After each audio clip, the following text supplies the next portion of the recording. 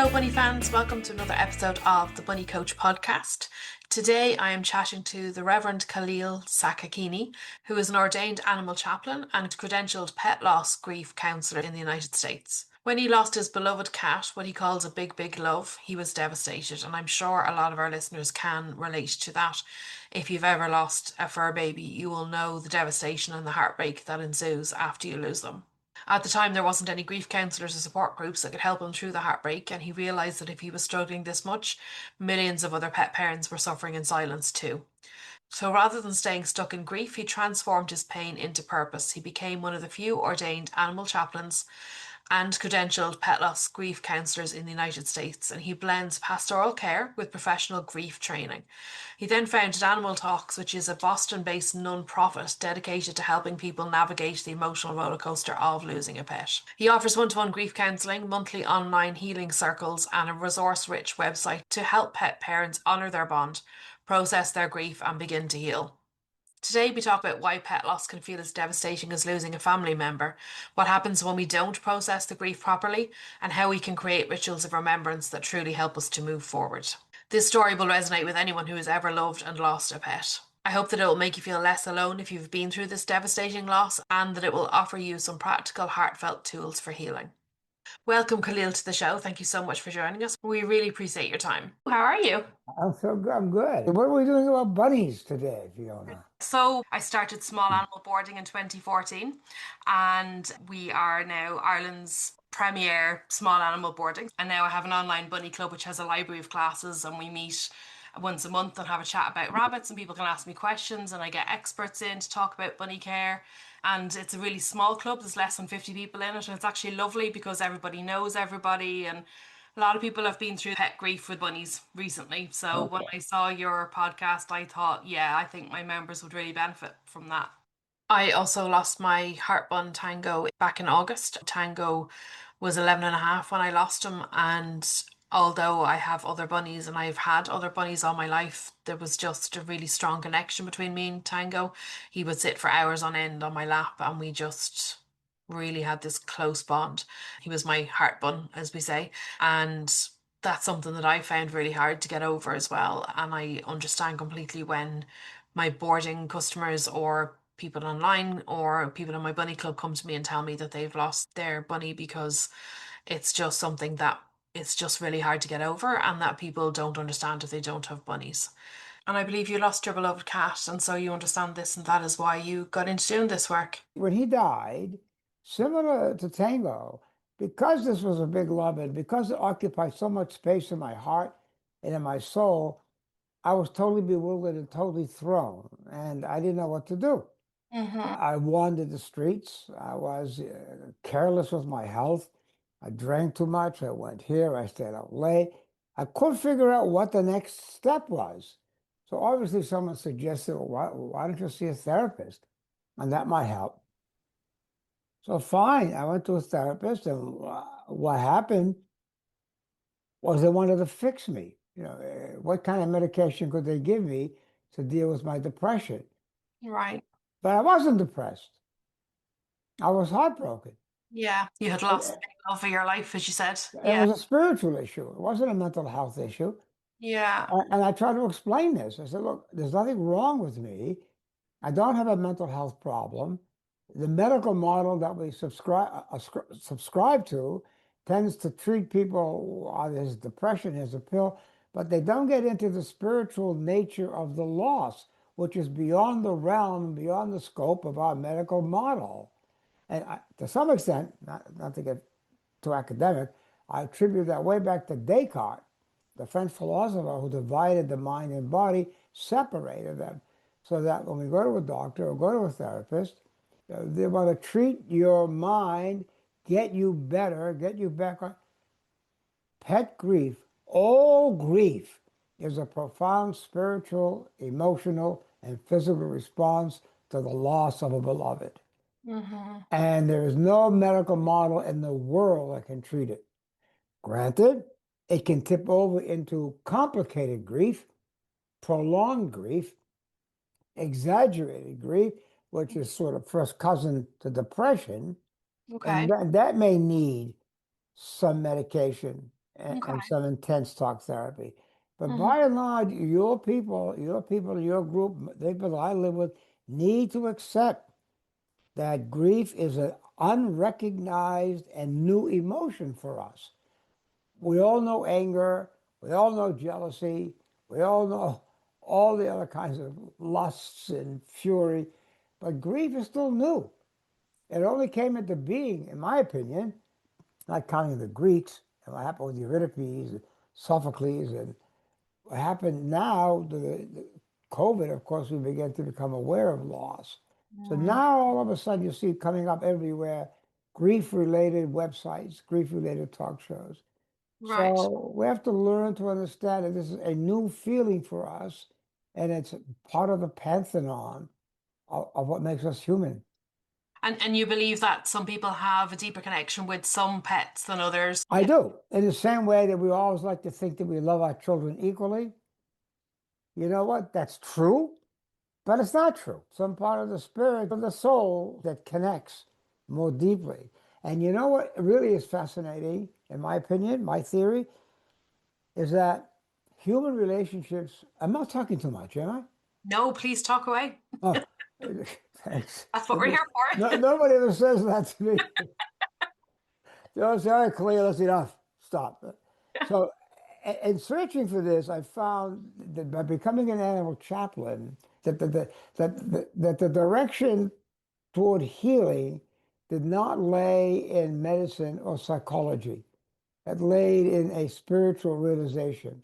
Right. That's when I became an animal chaplain, and that's when I became an ordained pastor. And Okay. then that gave me not so much legitimacy and authenticity, but it gave me a grounding in pet grief work that if I had come to it from, let's say, a licensed social worker perspective, or a Hmm. it would not have been the same. Okay. Okay. So what is the difference then between what you do and, say, a therapist for pet loss or grief of any sort? It's a huge difference, and yet at the same time, it's a very subtle difference. Bessel van der Kolk and others have said, and I believe very firmly, that all emotions are physical. That you think of the language that we use. My heart broke, my stomach sank, my skin crawled, I felt chills, my mouth went dry. That's very vivid language to describe physical sensations. Hmm. And we know that emotions go from originate in the body, in my theory, and Ben the Cox theory too, but they pass through the prefrontal cortex and amygdala, and they again become a concept to which we then attach a word. I'm angry, I'm sad, I'm grieving. But the raw emotion is in the gut, in the heart. The mind and the heart are located, it's not such a new theory, throughout the entire body. So Hmm. when we work with someone, we ask them first to tell us their grief story. They write out a whole grief story. Okay. This is what happened on the day I met Tango. This is what happened on the way home.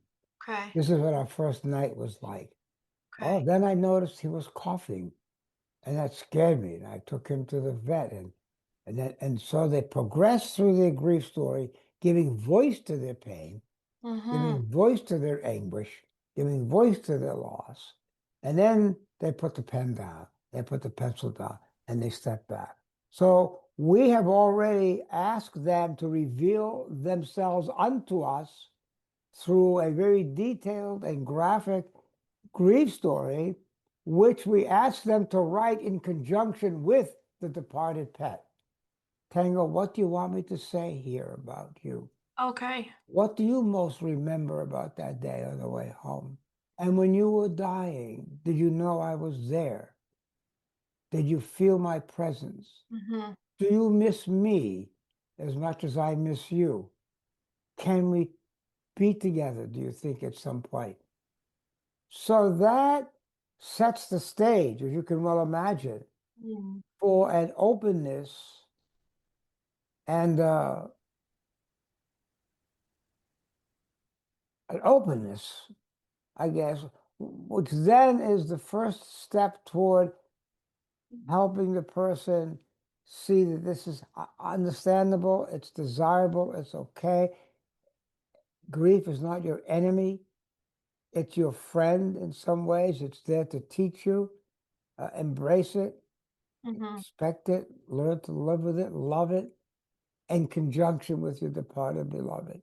Okay. So that kind of gets them over that helpless, hopeless, agonizing pain and moves them toward the path of, they call it reconciliation. Right. An acceptance. And Yeah. not quite an acceptance. Let me Mhm. stop you there. I don't mean to be difficult. You never accept the loss. Mm. Never. You accept the grief that you have to live with the grief. We integrate it into our lives. Okay. So it becomes part of who we are. 10 Hmm. years from now, 15 years from now, that's 10 years now, 12 at least, I still remember Cairo. Of course. So I haven't let go of it. I haven't resolved it. I haven't moved on. Hmm. It's still very much there. Yes. It's softened, but it's not part of my life. And he was responsible for me being where I am at this moment, at this time, 11:15 Eastern time, talking to Fiona in Dublin. All because of that black furry bundle of cat. Wow. You could see the line. It's as absolutely clear and direct as the glasses on your face and mine. Hmm. And it's really helped you with your grief then as well to be helping other people in the situation that they are in because you completely understand it. It's not so much that yes, sorry, it's not so much that it helps, it directs, Hmm. it shapes. Hmm. It's my constant reference point. Yeah.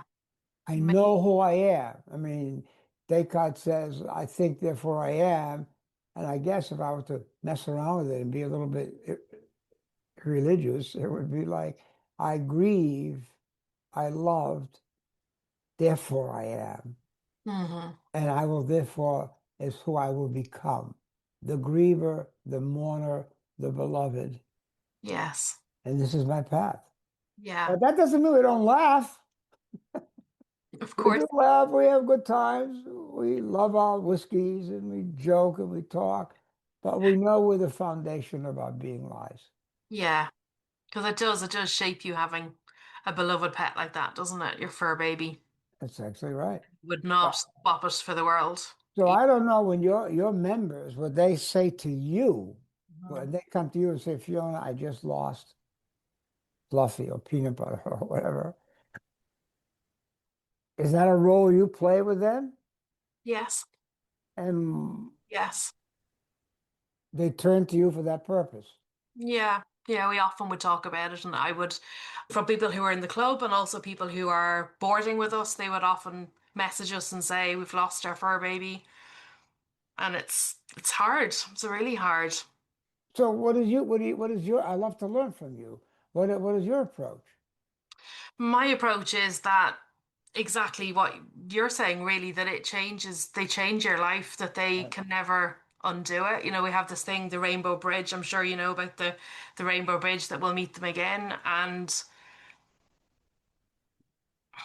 they leave paw prints on our heart. I've always had a struggle with the Rainbow Bridge concept. I always try to figure out who came up with that term. I think somebody told me there was a guy named, well, I knew him because I studied with it, Dr. Walter Seif from the Association APLFB, I think it is. Um, the Rainbow Bridge has given so much comfort to so many people. Only problem I have with it is that sometimes it prevents us from doing the work that we need to do because we have a belief that we believe in. If that makes any sense at all. Okay. You have a belief, the Rainbow Bridge will meet again. End of story. Maybe wishful thinking. End of story. But the loss remains and the pain remains, and though there is that hope of some sort of One of our most attended classes and visited pages is Will I Meet My Pet in the Afterlife? Mm-hmm. And we give a class in that, Okay. as well as we give an 8-week intense class in becoming a certified pet grief specialist and educator. That Okay. starts in 2 weeks. Then we Okay. have a class. If people go to the website, you'll see we have a class in running a healing circle and also a class in Will I Meet My Pet in the Afterlife, Life After Life. So the Rainbow Bridge is very comforting to people, but I find it doesn't hold them long enough. They need to do more personal work instead of just ascribing the experience to a beautiful and profoundly lovely graphic. Okay. Does that make any sense? Yeah. Yeah. And what is your take on people meeting their fur Oh. baby then in the afterlife? You know, it's almost a tautology. I mean, in the sense that there's so much meaning them in the afterlife, they are with us in this life, which is Yes. the same thing. Okay. I mean, The they Yes. occup, you know, it's a neurological event too, because the way you have an animal, like a bunny, a bearded dragon, a dog, a cat, how Mm-hmm. you walk into the house, who you let into the house, when the feeding time is, Mm-hmm. your awareness of the physical being. You have programmed yourself for all these years, and that's a reality that you've created. Right. Now, when the pet passes, the mind is doing the thing that you asked it to do for Yes. 10 years. Yes. But then it's suddenly saying, what are you kidding me? I have no reason to do this anymore. And it's Mm-hmm. frightened, it's terrified because it's done what it was supposed to do. Now it doesn't need to do that anymore. And who wants to be faced with a void? Yeah. So there are people will say to me, Reverend Kaleel or Kaleel, I've lost my mind. I said, yes, you've lost the mind that you had created to Mm-hmm. deal with Tango or deal with Cairo or deal with any other animal. So you have lost your mind.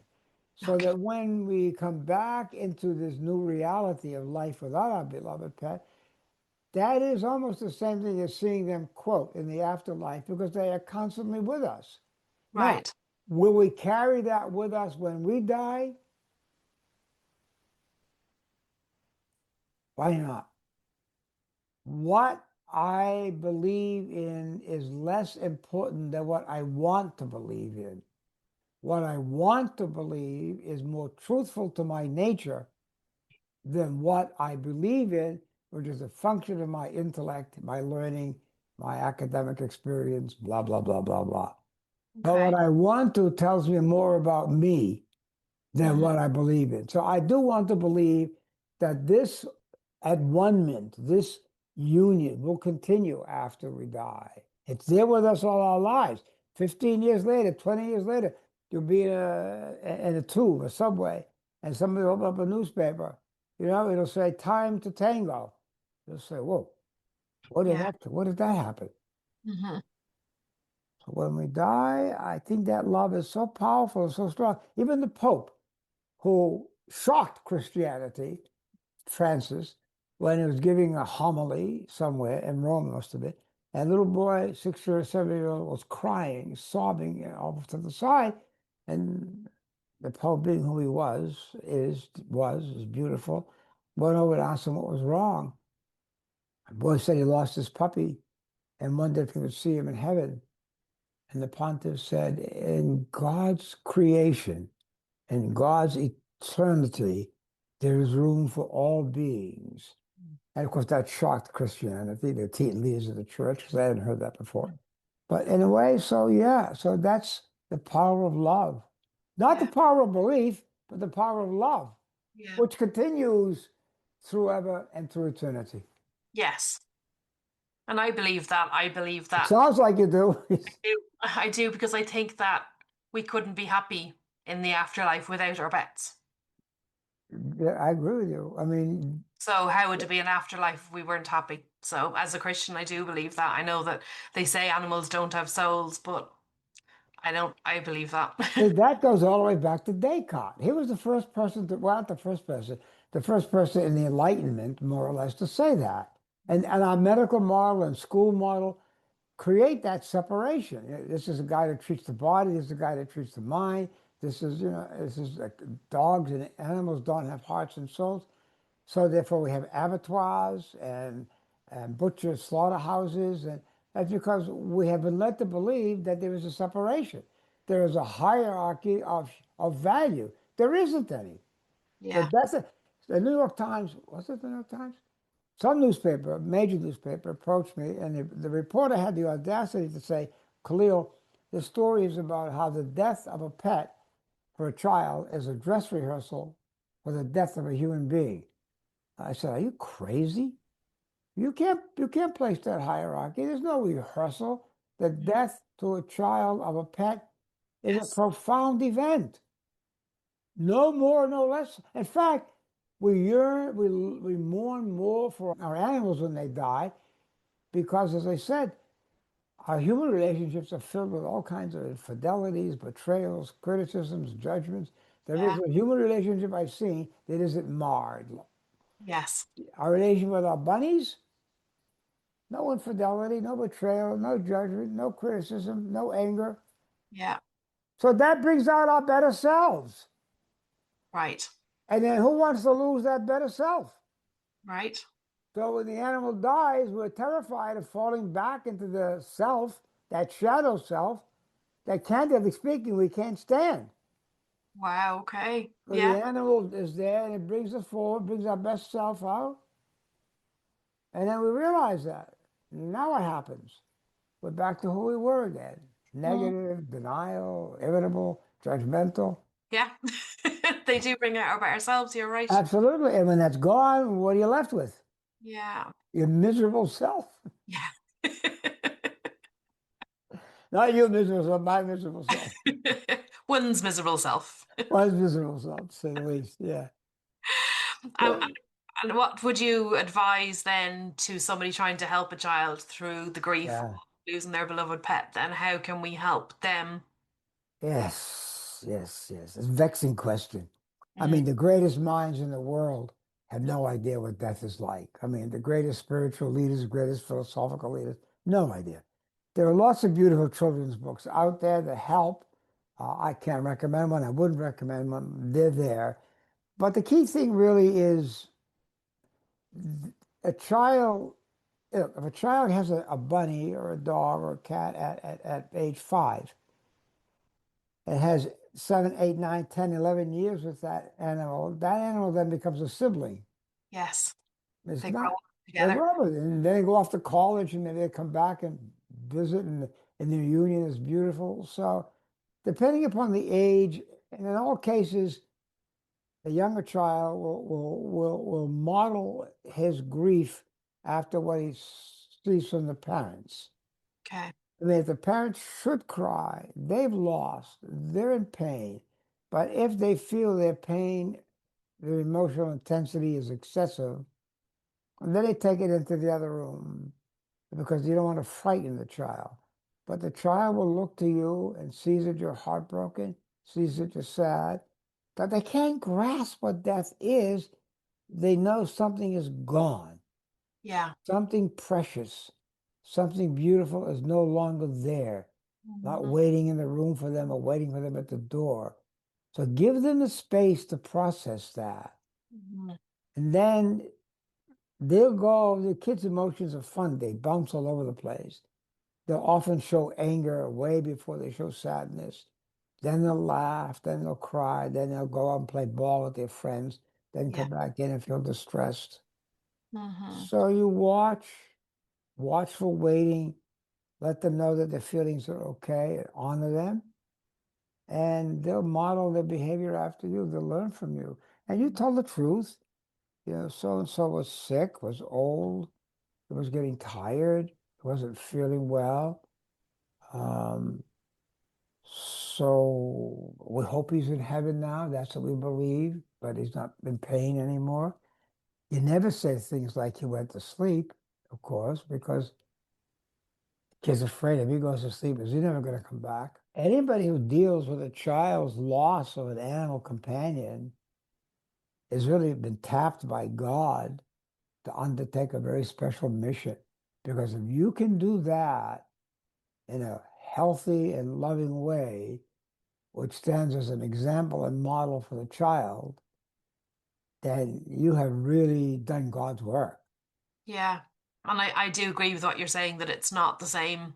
It's not a practice for when they lose something Of else, course not. Can't somebody be. else, but it can be a good way for them to, I suppose, experience, not a good way for them to experience grief, but they can experience grief in a healthy way and get the coping skills which might help them further on down the line. If the parents If understand that, if yeah, the parents get that. yeah, yeah, because quite often they are more upset about the loss of a fur baby than they would be of a grandparent that they don't see very often, for example, or That's an exactly right. they didn't really know, or because it's, as you said, it's your day-to-day ritual, isn't it? That it's your day-to-day taking care of your fur baby, involving them in what you're doing. It leaves such a hole, doesn't it? And I think that's what people who don't have pets don't understand, that, do they? They don't realize how much of a gap it leaves. No, it's strange that they don't. They really have a tough time equating, say, the loss of a sibling or the loss of a child or the loss of a parent. They say Mm. they can't compare. Well, they're right. I mean, who can say? Uh, we all grieve the same way. We all grieve differently. Yes. But there's no hierarchy of relationship. Yeah. You know, do I love my wife any more or any less than my child, any more or less than my... What a fool's errand. Yes. I mean, really, it's just part of my life. And when part of my life that I love is gone, and I pay a huge price. But within that price is a wonderful opportunity. It's how Kubler-Ross doesn't give us as number six. He gives us the five stages, which are not linear, by the way. But Mm. the sixth one is one that's sort of come up lately in the last year or so, which is called making meaning. How do you make meaning of the death of Tango or of Cairo or of Inca or all of the animals? Hmm. And that is a fascinating approach to take because people turn that grief into meaning in different ways. Some plant a tree, some volunteer at a shelter, some help seniors who have lost everything not have to give up their beloved animal companion. Others create nonprofits. Obviously, I did. Others become, pet grief specialists. Our classes are full. They were full. We had to close the doors 2 months before the class starts, which is February 5th or 8th, I guess. So making meaning, how to convert that grief, that pain, into something that honors the love and honors your pet, Right. yet it brings some meaning to the world. Hmm. Yeah. And you find that's really helpful for people. It's Uh, hard for them to grasp yeah. because that's the last thing in the world they want to think about. They just want the pain to stop. But Yeah. as we go through the stages, we grieve, we are grievers, then we externalize the grief, and that becomes really mourning. Mourning is sort of the externalization of grief. Okay. And then we find ways of reconciling, integrating the loss in our lives. And then we think about making meaning out of that. Hmm. And we see that we're more compassionate. We see that we're more loving. How to continue that, how to build upon that and make it worthwhile for other people in the world. Yeah. Which is a really beautiful way to honor them, isn't it? To carry the love that you had for them on to showing compassion to other humans and other Yeah, pets. And absolutely right. yeah. Now, Where do you draw the line then when grief becomes, as you said earlier on, complicated or prolonged and somebody might need more help than that? At what point do you kind of realize that that's what you need? that's a really good question, Fiona. 3 or 4 years ago, maybe the psychiatric society or the mental health community You know what the DSM is, the Diagnostic Statistical Manual. It's the Bible of the mental health profession. Any illness that is in that book is considered a legitimate mental illness, therefore can be treated, quote unquote, and you can get insurance to cover it and so on and so forth. So Hmm. finally, after many years, they created the category of complicated grief. That meant that it was now a diagnosable uh, phenomenon. However, the way they described identifying that was freaky because they said if you are mourning more than a year, if you experience intense feelings of yearning, if you find yourself changing your life's pattern, if you long for the return of your, we said, so why is that complicated grief? Surely that's normal grief. I would say so. But they missed the boat totally because that's still a grief. So people think that that's abnormal. That creates more problems than it solves. So Yes. there are times, and I experienced that, when the grief, it's a tough word to use, becomes constipated. It hardens, Okay. and there is no softening. Okay. There are no grief breaks to take that make any sense. There's no movement. Uh, and that usually is the result of the pet's grief having stirred up unresolved losses in the past. Comes up every single time. Why Okay. did I not grieve for my mother Right. as much as I did for Tango or Fido or whatever? Hmm. Why? I feel guilty. I feel terrible about that. And so there's this whole list of past griefs that have not been honored, and they accumulate, become impacted, and then you got some real problems. Okay. So that's going to take time and commitment to untangle, Okay. untangle, untangle. Right. And many of us, some of us, are more guilt prone than others. And guilt always gets in the way of healing. You know, like if only I hadn't gone to the grocery store to get this loaf of bread, there wouldn't have been a car accident. If only I didn't keep the gate open. If only I didn't give this. And the answer to that is not if only, even if is the answer, because we're not omniscient. We don't really know. Yes. Why one day you can walk the dog safely on a parkway, and the next day a car careens off the road, and you say to yourself, I shouldn't have been there. Well, you've been there for 10 years. Yes. So that guilt and the accumulation of unresolved losses can wreak havoc on a human soul and spirit and mind. And Okay. that's when some sustained professional help is necessary. Okay. You go to a grief counselor, come to me, come to any of my colleagues, and if that doesn't work, then you're going to take another step. Okay. Okay. So tell me a little bit about the classes that are on your website and where people can get further help. Right. The website is Animal Talks Inc. That's a plural, Animal Talks Inc. Okay. We have several classes. We have a master class, which is 8 weeks, meets every Sunday at 1 o'clock for 8 weeks, and you get a certification in grief. You become a certified grief specialist and educator. Okay. That class starts February 8th. I know we just had somebody reschedule, so I think there's one opening left. Then Okay. I think that it starts again in August. Okay. On the site, there are other classes like Will I Meet My Pet in the Afterlife? Hmm. How do I run or guide a healing circle? There are also videos, there are also podcast links, links to YouTube resources, essays, articles, blogs, all kinds of things that we hope help. And of course, our signature one-on-one grief counseling service, which is either with me or one of my colleagues. Most Okay. people begin by either they take the class because they really want to know more about it, or they come to one of the healing circles, which is usually 5, 10, 15, 20 people, sometimes only one. And then if they really feel they want to know more about this, they either take the class or they'll sign up with me for an hour-long session on a one-to-one basis. Okay. But the site explains all that. Fantastic. Okay, so I'll put all the links in at the end of the podcast for everybody too. I think it's an amazing service and we really appreciate that you do it. Like, I think it's fantastic that there's people out there like you who have compassion for people who are going through this because people do not understand if they don't have pets and you can feel very alone in it. So thank you for doing the work that you do Oh, so much thank you. time today as well. We really appreciate it.